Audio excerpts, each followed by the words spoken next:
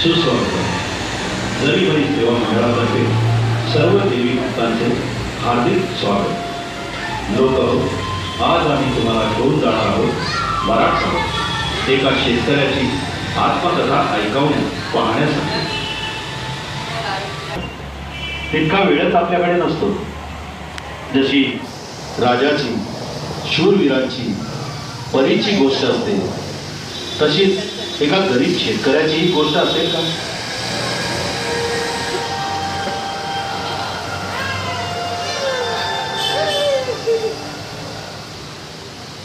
नमस्कार, मी राम, एक सुशिक्षित गरीब शेतकरी. मराठवाड्यात पत्नी, 2 मुलं, आई वडील यांच्यासोबत राहायचो. कधी सुखा दुष्काळ, कधी ओला दुष्काळ, तर कधी गारपीट यामुळं सदैव खचलेलं. 8 विश्व दारिद्र्य माझ्या नशिबाला पोचलेलं, पण तरीही त्यातून मार्ग काढू पाहणारा एक होतकरू शेतकरी.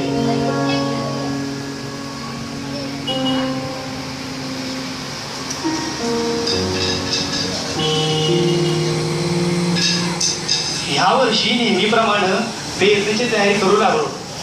बी बियाणं, खत यासाठी लागणारा पैसा नव्हताच. मग नाईलाजानं बँकेत जमीन घाण ठेवली आणि पैसा उभा केला.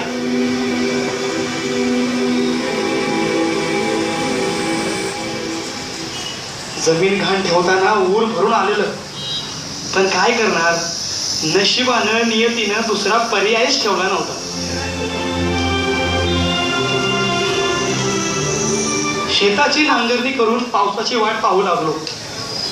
पाऊस आला, आनंद झाला, त्यामुळं जोमानं कामाला लागलो.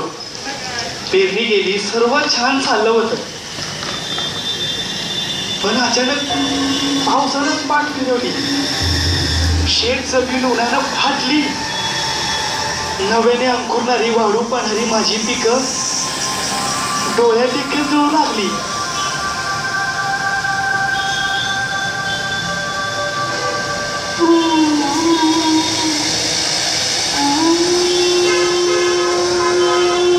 जीव कासावीस झाला. बँकेचं कर्ज, घाण ठेवलेली जमीन, सावकाराची देणी, हे वास्तव्य जीव झाडत होत. पाण्याअभावी, ताऱ्याअभावी माझ्या मुक्या प्राणांची होणारी तडफड डोळ्यांना पाहत नव्हती. माझं कुटुंब माझ्याकडे आशेनं पाहत होतं. अशातच शासनाच्या योजना आल्या. शेकडो कोटीची पॅकेज जाहीर झाली. मनाला थोडा भरून आला, काहीतरी मार्ग निघेल असं वाटू लागलं. पण कसलं काय, सरकारी अनावस्था, दिरंगाई, भ्रष्टाचार यामुळं त्या योजना कागदोपत्रीतच राहिले. आमच्या साध्या गरीब शेतकऱ्यापर्यंत पोहोचल्याच नाही. 2 वेळच्या जेवणाची भांड, डोळीनं झालेलं कर्ज आणि डोळ्यासमोर कुटुंबांचं होणारे हाल यावर काहीच मार्ग सुचत नव्हता. वर्षानुवर्ष परंपरागत मिळालेल्या गरिबीचा भूतकाळ, भयावह वर्तमान काळ आणि कसलीही आशा नसणारा भविष्यकाळ. अशा परिस्थितीमध्ये मला एकच मार्ग सुचला, तो म्हणजे आत्महत्या.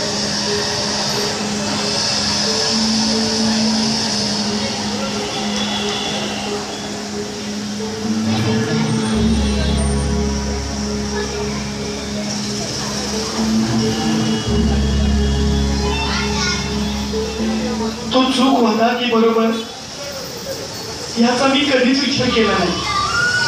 मी तो स्वीकारला. माझ्या शेतात एका झाडाला गळफास लावून मी आत्महत्या केली. आणि कदाचित माझ्या या जीवनाचे हे जे संकट आले आहे, या संकटावर मात करण्याचे सामर्थ्य आम्हाला दे आणि सर्वांना सुखी आणि समाधानी ठेव, हीच तुझ्या चरणी प्रार्थना. बोला आई माऊलीचा उद्भव दो.